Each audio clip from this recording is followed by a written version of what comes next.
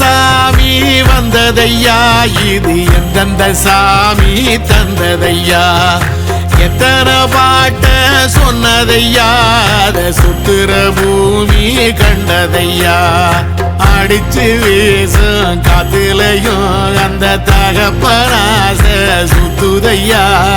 பிடிச்சு பூக்கும் விதையிலும் ஒரு வம்சத்து கதையே உள்ளதையா, 100 தலைமுறை சேர்ந்து செதுக்குன ஈர நலம் இது பாறையா,